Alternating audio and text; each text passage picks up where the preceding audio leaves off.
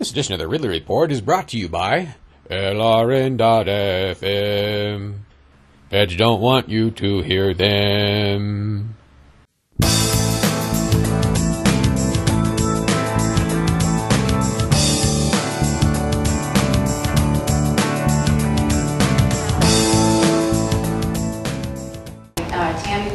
I am a high school educator.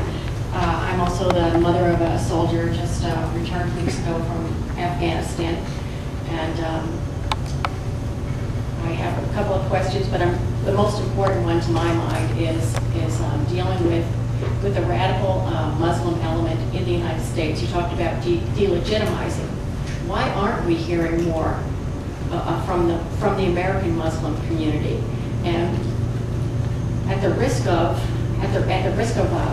stepping on free speech, why aren't we deporting these radical imams who, are really fomenting problems for us?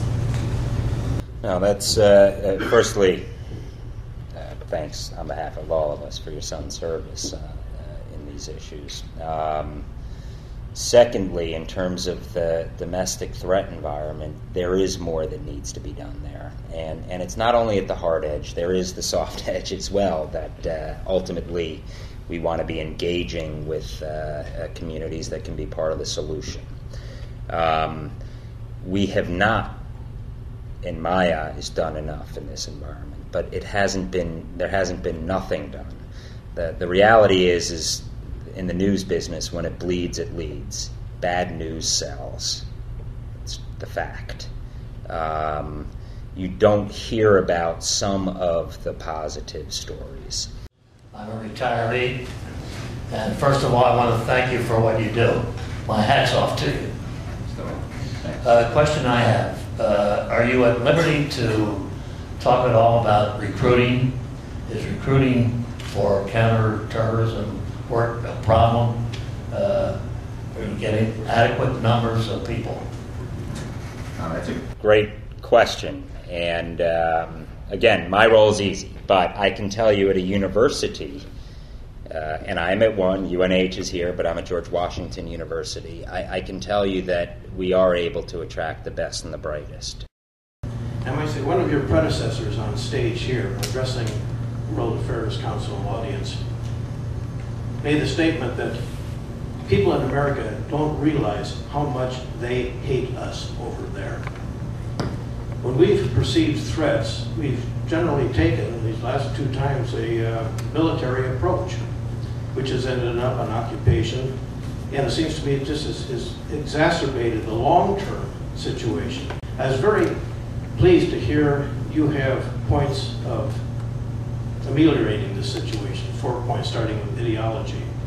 I'm basically a follower of the diplomacy approach of Joseph Nye, soft approach.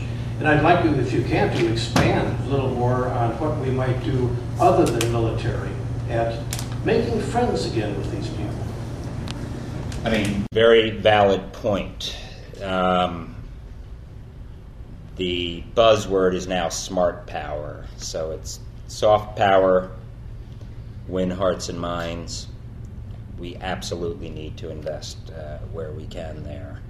But I would also suggest to you, the realpolitiker in me would say, soft power is only good if backed up with a legitimate hard power that hopefully you never have to use. But unfortunately, in the environment we're dealing with today, we have had to.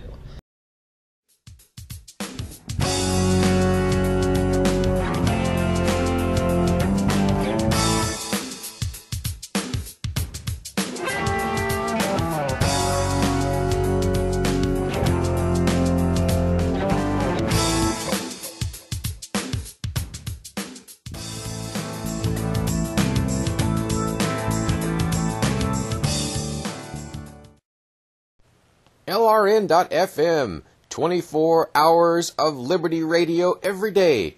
Now available on satellite too, at sat.lrn.fm. That's That's what a satellite sounds like. Put it on your unlicensed station. Wear it in your hair. But above all, don't despair. The liberty message is getting out. And right now, you're missing it. Or maybe you're not.